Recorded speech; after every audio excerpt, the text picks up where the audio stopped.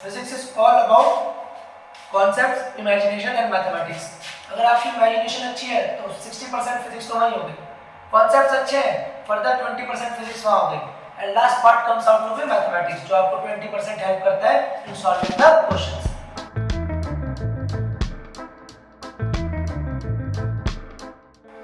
Hello everyone, Manchu this side again. So हमारी lecture series चल रही थी जिसमें हमने प्रीवियस कुछ वीडियोस में इंपॉर्टेंट टॉपिक्स इलेक्ट्रोस्टैटिक चैप्टर से कवर कर लिए थे. Now we are moving on further इस इलेक्ट्रोस्टैटिक चैप्टर्स के एंड की तरफ. तो कल जो हमने टॉपिक्स पढ़े थे उनमें से हमारा एक टॉपिक छूट गया था, that was electric field due to charge in its axis. आज के इस वीडियो में सबसे पहले इस टॉपिक को कवर करेंगे and then we will move on to the sum of the questions based on electric flux, Gauss law and their applications. तो ये टॉपिक ये वीडियो बहुत ही खास रहने वाला है क्योंकि ये बहुत इंपॉर्टेंट टॉपिक है बोर्ड के पर्सपेक्टिव से या ओवरऑल इलेक्ट्रोस्टैटिक के पर्सपेक्टिव से. एंड इसमें काफी बेहतरीन क्वेश्चन आएंगे इलेक्ट्रिक फ्लक्स से रिलेटेड, गॉस लॉ से रिलेटेड और उसके एप्लीकेशन से रिलेटेड. तो चलिए स्टार्ट करते हैं. तो सबसे पहले electric field due to a charge ring at its axis. तो देखिए यहाँ पे एक रिंग कंसीडर करते हैं. इस रिंग की जो ये एक्सिस है, लेट अस सपोज सेंटर से जो दूरी है इस पॉइंट की x है और इस रिंग का रेडियस कितना है r और ये यूनिफॉर्मली चार्ज रिंग है, प्लस टू चार्ज इस रिंग में यूनिफॉर्मली स्प्रेड है. अब now we have to find the net electric field by this ring at the axis. ये आप सपोज कीजिए कोई रिंग है और रिंग से एक्सिस पे निकालिए दिस पॉइंट. ठीक है, this is your axis point.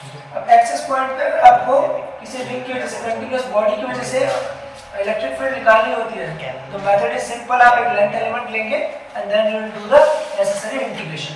तो यहाँ पर हम क्या करते हैं, ऊपर टॉप पॉइंट पे एक लेंथ एलिमेंट कंसीडर करते हैं जिसको चार्ज ले लेते हैं dq, इसका लेंथ ले लेते हैं dl. सिमिलरली एक लोअर पॉइंट पर भी लेंथ एलिमेंट कंसीडर करते हैं जिसका चार्ज ले लेते हैं dq एंड लेंथ ले लेते हैं dl. अब इस स्मॉल से चार्ज dq की वजह से इस पॉइंट P पे जो इलेक्ट्रिक फील्ड होगी उसका फॉर्मूला होगा k dq by r square. और r क्या है, ये distance, and this distance comes out to be by using Pythagoras theorem r square plus x square. Now electric field is a vector quantity. तो ये क्या होगी, outwards. Let us suppose ये angle कितना है, थीटा. अब हम जितने भी एलिमेंट्स लेंगे ये थीटा एंगल तो सेम रहेगा. आप एक कोण कंसीडर कीजिए, तो कोण के वर्टेक्स से सब पॉइंट्स की दूरी क्या रहती है, सेम. ठीक है, तो ये एंगल थीटा हमेशा क्या रहेगा, सेम. चाहे मैं यहाँ से लूँ यहाँ से लूँ, ये 3D में इमेजिन कीजिए इसे, तो सारे पॉइंट से एंगल थीटा क्या आएगा, सेम. क्लियर. ये स्मॉल सी इलेक्ट्रिक फील्ड हो गई dE. Now this angle also comes out to be theta.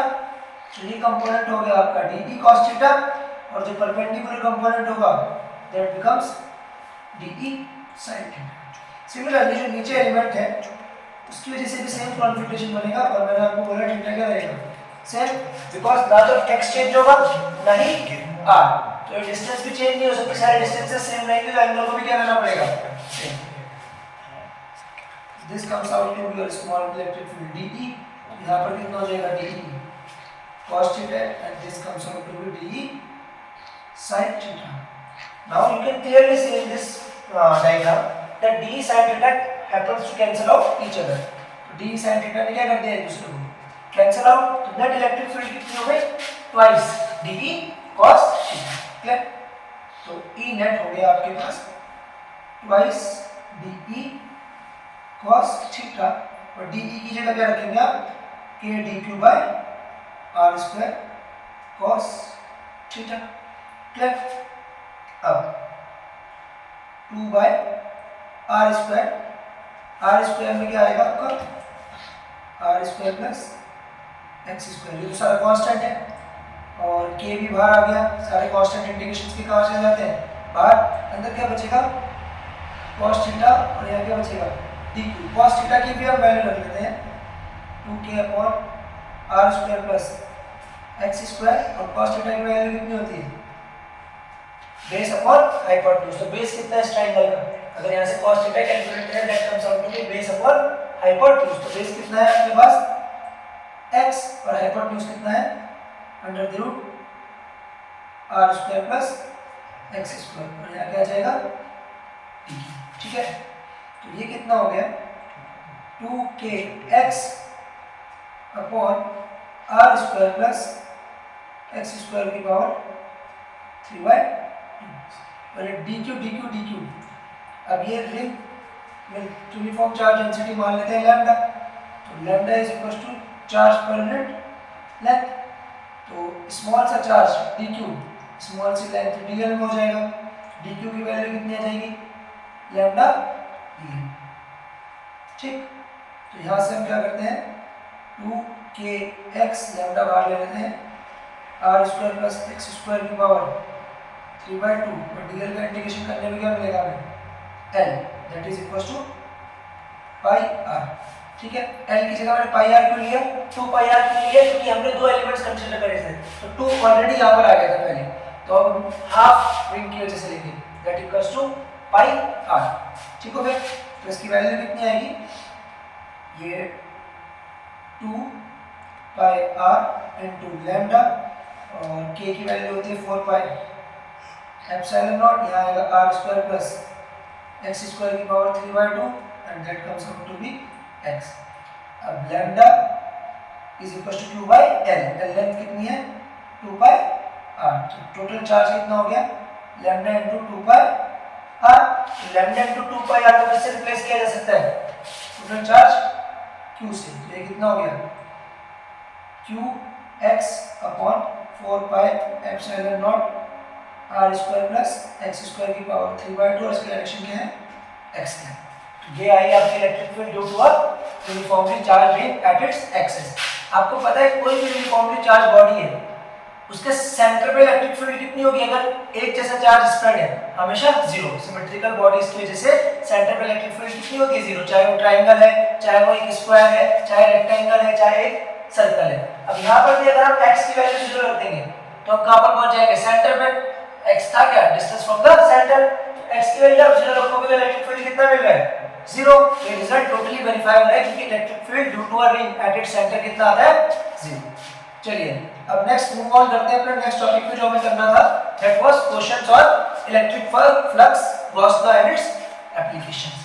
सबसे पहले बात करते हैं इलेक्ट्रिक फ्लक्स गॉस लॉ और इनके एप्लीकेशंस के क्वेश्चन की। क्वेश्चन नंबर 1 आपकी स्क्रीन पर कुछ इस तरीके से है, एक बार रीड कर लीजिएगा आप लोग भी। A charge q is situated at the center of a cube. Electric flux through one of the faces of the cube is। अब आपको पता है ये अपना क्यूब बना लेते हैं।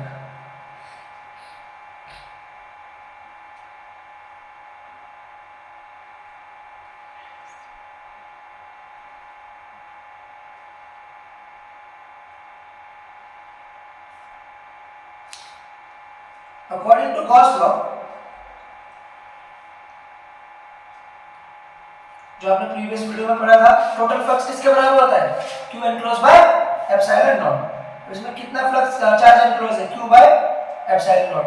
अब एक क्यूब में कितने फेसेस होते हैं 6, 1 2 3 4 5 and 6, up down right left and front end back. ठीक हो गया। अब 6 के 6 फेसेस में से कितना फ्लक्स पास हो रहा है q बाय एप्सिलॉन नॉट। अब यूनिटी मेथड लगाएंगे तो किसी एक फेस में से कितना फ्लक्स पास होगा 1/6 q बाय एप्सिलॉन नॉट। तो 5 थ्रू 1 फेस कितना आएगा 1/6 ऑफ q बाय, तो ऑप्शन थर्ड आपका करेक्ट आंसर हो गया। Moving on to the next question, what is the flux associated to a cube of side L if a charge 2q is placed at the vertex of the cube। Similar से question है, क्या करते हैं एक cube imagine करते हैं।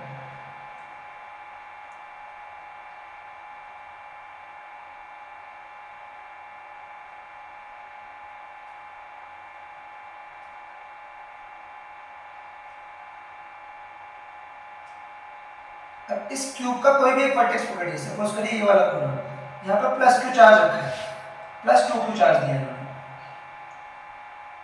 अभी कह रहे हैं कि what is the flux through a cube. अब हमें क्या करना है इस 2q चार्ज को कुछ इस तरीके से एनक्लोज करना है सच दैट ये सिमेट्रिकली इस बॉडी के सेंटर पे आ जाए। तो कुछ मत कीजिए, जिस भी रूम में आप बैठे हैं श्योर जो एक क्यूब टाइप होगा, तो उस रूम का किसी एक कॉर्नर को इमेजिन कीजिए और वहां पर 2q चार्ज रख दीजिए। अब अगर आपको इस 2q चार्ज को सेंटर पे लाना है तो आपको कितने ऐसे क्यूब लगेंगे इसे इमेजिन कीजिए। एक तो आपका जो रूम है उसके डायरेक्टली ऊपर एक क्यूब लगेगा, एक राइट में, एक लेफ्ट में, नीचे से 4 बेस बनेगा और ऊपर से भी कितने बनेंगे 4। टोटल कितने क्यूब हो गए 8 क्यूब्स। अगर आप टोटल 8 क्यूब्स लगा देंगे, एक इधर, एक इधर, एक इधर, एक इधर और ऐसे सेम 4 ऊपर, तो ये जो 2q चार्ज था जो किस पे था, एक वर्टेक्स पे, एक इसके ऊपर आ जाएगा, एक लेफ्ट में, एक इस साइड और एक यहाँ से पीछे। 3D फिगर है, इमेजिन कीजिएगा। इमेजिन करना आसान कैसे हो जाएगा कि आप जिस भी रूम में उस रूम का एक कॉर्नर पकड़ लीजिए और कोशिश करिए उस कॉर्नर को सेंटर में लाने की।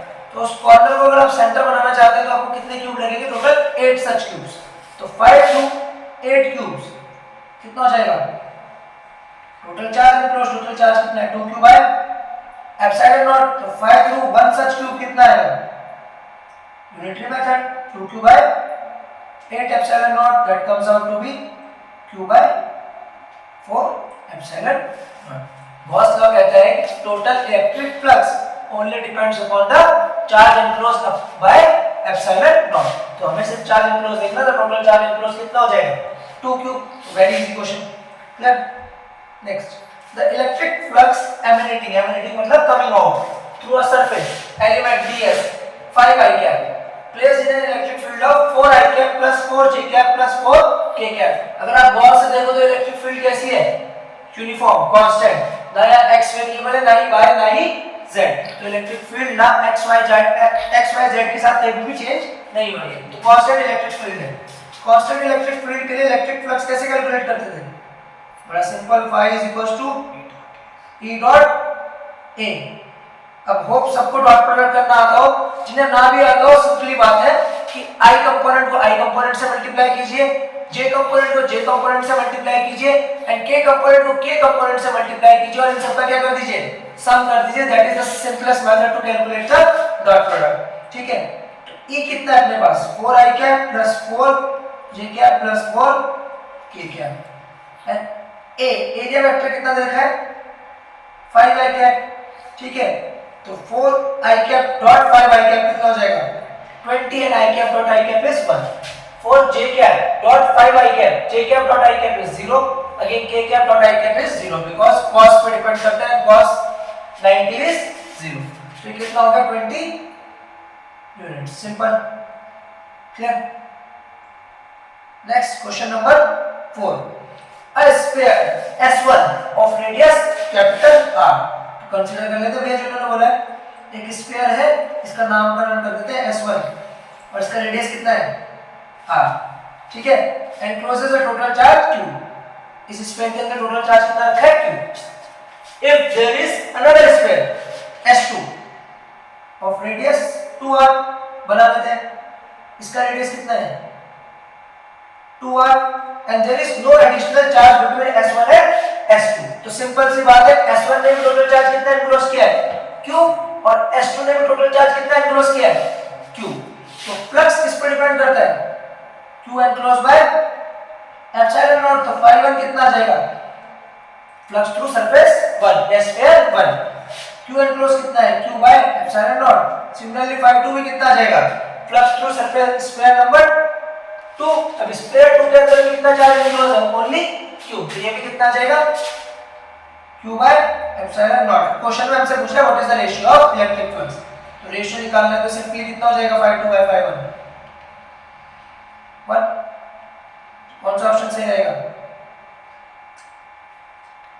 इन सब में एक ही कॉन्सेप्ट बार-बार रिपीट हो रहा है एंड दैट कॉन्सेप्ट इज कि जो इलेक्ट्रिक फ्लक्स है किसी भी सरफेस से it only depends on the charge enclosed by that surface. इस बात को अगर आप ध्यान में रखेंगे तो 90% न्यूमेरिकल जो आपके गॉस लॉ से आने वाले हैं वो इजीली आप कर पाएंगे, ठीक है। बड़ा इजी है, रखना कुछ भी नहीं है, बस ध्यान में रखना है कि गॉस लॉ का स्टेटमेंट है क्या, क्या बताता है वो, ठीक है, what does it signify. Next question, in a region of an electric field, in a region the intensity of an electric field is given by 8 I cap plus 8 J cap plus K cap। the electric flux through a surface of 10 meter square I cap। देखिए area vector है, इसकी direction कैसे specify कर दी इन्होंने I cap। अब now we have to find out electric flux, and flux का formula you all know, E dot A। जब भी इलेक्ट्रिक फील्ड यूनिफॉर्म दिया रहे, अब डायरेक्टली क्या लगाइए, E डॉट A लगाइए। E कितना है, 8 I cap plus 8 J cap plus K cap, and A was 10 metre square along I cap. अब I और I का प्रोडक्ट होगा, बाकी सबका क्या हो जाएगा 0। 8 10 80 newton metre square coulomb inverse, option B. बड़ा सिंपल क्वेश्चन है। Now this is a conceptual question. For a given surface, the Gauss law is stated as closed integral of E dot ds equals to 0. From this we can conclude that first statement क्या कह रहा है, E is necessarily 0 on the surface. E is necessarily 0 on the surface. क्या सही है? जरूरी है क्या E 0? हो सकता है ds 0 हो सकता है E 0 हो सकता है कि बीच का एंगल क्या हो 90 हो, सारी पॉसिबिलिटीज है ना। हम श्योरिटी से कैसे कह सकते हैं कि E 0 हो सकता है। दूसरी पॉसिबिलिटी देखो ये आ गई, E is perpendicular to the surface। ये वन ऑफ द पॉसिबिलिटी है, पर जरूरी तो नहीं है कि ये हर समय करेक्ट हो। Next is the total flux from the surface is 0। हां, ये स्टेटमेंट क्या होगा हमेशा करेक्ट, क्योंकि फाई किसके बराबर होता है, E dot ts।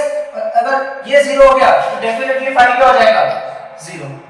Last one is the electric flux is only going out of the surface. तो कुछ स्टेटमेंट है इनका, ठीक है, clear. Two parallel line charges plus lambda and minus lambda are placed with a separation distance capital R in free space. The net electric field exactly midway between the two line charges is। देखो ऐसा question हमने करा है, नहीं करा directly नहीं करा, पर कल वाले वीडियो में हमने इसका डेरिवेशन करा था। कहाँ पर देखो दिखाते हैं, लाइन चार्ज की वजह से कहाँ निकाला है ये। आप इसके सीधे फॉर्मूले में ध्यान दीजिए, लाइन चार्ज की वजह से इलेक्ट्रिक फील्ड किस किस बातों पर डिपेंड करता है, एक तो line charge density lambda and दूसरा inversely proportional to the distance from the center, ठीक है, फ्रॉम द रॉड। तो कितना है formula, lambda upon 2 pi r epsilon not. तो डायरेक्टली हम इस फॉर्मूले का यूज करेंगे और अपना आंसर मिल जाएगा। तो पहले फिगर ड्रॉ कर लेते हैं। ये दो लाइन चार्जेस हैं, सपोज ये प्लस लैम्डा है और ये माइनस लैम्डा है, इनके बीच की दूरी कितनी है, कैपिटल R। अभी कहाँ पर पूछ रहा है, एग्जैक्टली मिडवे मतलब पॉइंट P है, यहाँ से भी r/2 डिस्टेंस दूर, यहाँ से भी, अब इसे 1 बोल देता हूँ, इसे 2। तो E ड्यू टू 1 कितना होगा, lambda upon 2 pi epsilon not और r है डिस्टेंस फ्रॉम द रॉड, कितना है वो r/2। Electric field is a vector quantity, positive charge की वजह से कैसी होती है, आउटवर्ड्स। तो आउटवर्ड्स मतलब I cap. Similarly E due to 2 कितना हो जाएगा, से 2 lambda by 2 pi epsilon not r।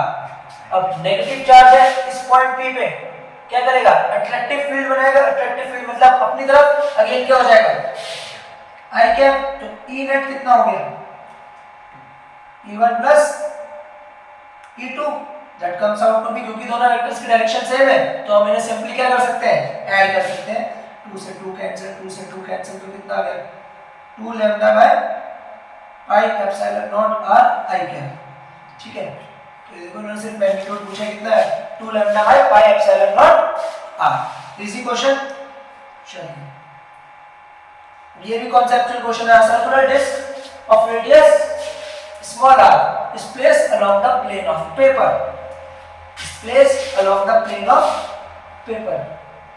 a uniform electric field is also present and is parallel to the plane of paper।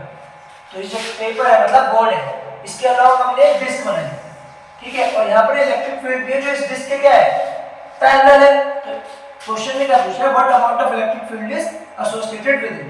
देखो ऐसा क्वेश्चन है कि ये अपने पास पेपर है, ठीक है, और जो पेपर का प्लेन है और जो इलेक्ट्रिक फील्ड है उन दोनों की डायरेक्शन क्या है, सेम, मतलब वो दोनों एक दूसरे के क्या है, पैरेलल। तो पूछ रहा है कि इस किताब में से, इस लूप में से कितना फ्लक्स पास आउट होगा।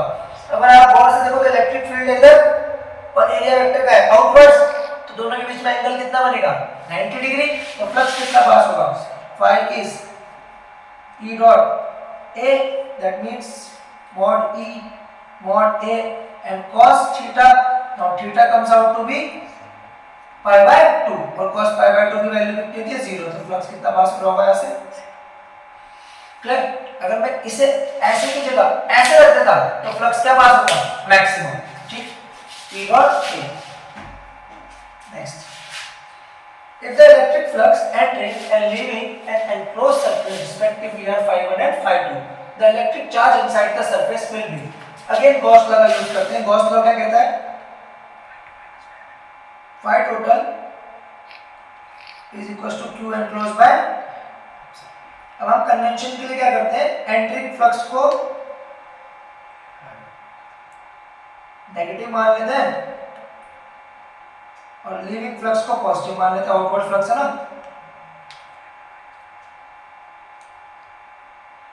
तो ये कह रहा है if the electric flux entering and leaving are phi1 and phi2, entering कितना है phi1, लीविंग कितना है phi2, टोटल फ्लक्स कितना हो जाएगा, positive minus negative, phi2 minus phi1, and according to Gauss law किसके बराबर होगा, q enclosed by epsilon not. तो हमसे किसकी वैल्यू पूछ रहा है, इलेक्ट्रिक चार्ज की। तो इलेक्ट्रिक चार्ज कितना है, q enclosed, q की वैल्यू कितनी होगी, epsilon not times phi2 minus,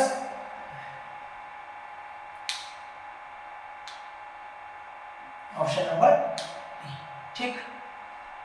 question number 10 आज के लिए, 5 इलेक्ट्रिक डाइपोल्स। अब इस कॉन्टेक्स्ट के लिए इलेक्ट्रिक डाइपोल बताना बहुत जरूरी है। इलेक्ट्रिक डाइपोल क्या होता है, equal and opposite charges separated by a small distance. तो इसका मतलब है कि 5 इलेक्ट्रिक डाइपोल्स रखे हैं, मतलब अगर 5 प्लस q चार्ज है तो 5 क्या रखे हैं, माइनस q चार्ज, तो नेट चार्ज कितना हो गया 0, तो फ्लक्स भी कितना होगा, इसे सॉल्व करने की जरूरत नहीं है, सीधा सीधा गॉस लॉ का अगेन स्टेटमेंट कि total flux passing through any surface is equals to charge enclosed by the surface by epsilon naught. Question number 11, again numerical question. The electric field in the region is given by 3 by 5 E naught I cap plus 4 by 5 E naught J cap with E naught equals to 2 into 10 to the power 3 Newton Coulomb inverse. Find the flux. तो flux find out करना है भैया।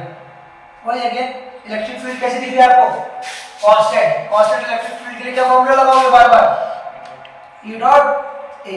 अब E की value कितनी है, 3 by 5 E not I cap plus 4 by 5 E not. A की value कितनी है, एरिया वेक्टर देखा 0.25 metre square parallel to YZ plane, मतलब ये जो पेपर है ये किस प्लेन में है, एरिया वेक्टर किस प्लेन में होगा, x में, नॉर्मल टू द सरफेस होता है ना। अब YZ प्लेन ये हो गया, ठीक है। सपोज करते हैं ये अपनी x एक्सिस है, ये अपनी y एक्सिस है, या फिर ऐसा मान लेते हैं ये x है, ये y है और ये क्या है z, तो YZ प्लेन ये वाला हो गया ना। अब इसके परपेंडिकुलर क्या होगा x, तो एरिया वेक्टर की डायरेक्शन क्या होगी अलोंग x को कैसे लिखते हैं i कैप, तो 0.2 metre square along i cap, clear. तो ये कितना हो गया 3 by 5 E naught into 0.2, I cap dot I cap is 1 and J cap dot I cap is 0, clear. तो ये हो गया आपका 3 into 0.2 that is 0.6 upon 5 into E naught की कुछ वैल्यू दी होगी हमें, that is 2 into 10 to the power 3, तो 1.2 divided by 5 into 10 to the power 3, तो ये हो गया आपका 6 and 25, तो 6 by 25 into 10 to the power 3, इसे फर्दर सॉल्व कर लेते हैं। 25 1 जाए 4 जाए 24, that is 240, ठीक है। और असाइनमेंट क्या होगी, newton metre square coulomb inverse. Next question, find the flux of the electric field through a spherical surface of radius r due to a charge 10 to the power minus 7 at the center and another equal charge at a point 2r away from the center। फिर से वही कहानी हो रही है, क्या statement of Gauss law कि total flux passing through the surface is q enclosed by epsilon naught। अब क्या ये चार्ज को इस पे इफेक्ट डालेगा, नहीं, जितना फ्लक्स यहां से एंटर करेगा उतने फ्लक्स लीव कर जाएगा, सिर्फ लीविंग फ्लक्स कौन बनाएगा, बीच वाला चार्ज। तो पाई एनक्लोज कितना, पाई कितना हो जाएगा, q enclose by, q enclose की वैल्यू कितनी है 10 to the power -7 upon epsilon. ठीक, लास्ट क्वेश्चन आज के लिए। A charge q is placed at the center of an imaginary hemispherical surface using symmetry arguments and the Gauss law. Find the flux of the electric field due to this charge through the surface of the hemisphere. अब देखो, अगर मेरे को इस charge को enclose करना है तो ये हेमिस्फीयर है, अगर मैं एक सिंगुलर सी कटोरी इसके ऊपर रख दूंगा तो ये चार्ज कहाँ जाएगा, इसके सेंटर में सिमेट्री बन जाएगी, फिर पूरे सरफेस से कितना फ्लक्स पास होगा, q बाय एप्सिलॉन नॉट। तो इसको सिमेट्रिक बनाने के लिए क्या करते हैं, ठीक है, तो pi through whole surface whole sphere कितना हो जाएगा, q by epsilon naught. Sphere में कितने हेमिस्फीयर हैं, तो पाई थ्रू हेमिस्फीयर कितना हो जाएगा, q बाय।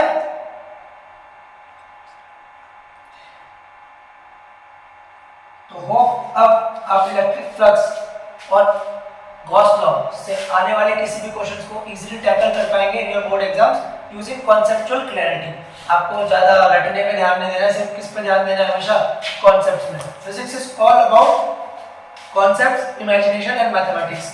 अगर आपकी इमेजिनेशन अच्छी है तो 60% फिजिक्स तो वहीं होगी, कॉन्सेप्ट्स अच्छे हैं फर्दर 20% फिजिक्स वहां होगी, and last part comes out to be mathematics जो आपको 20% हेल्प करता है इन सॉल्विंग द क्वेश्चंस। तो इन्हें सॉल्व करते लीजिए। Will meet you in the next video. Thank you so much.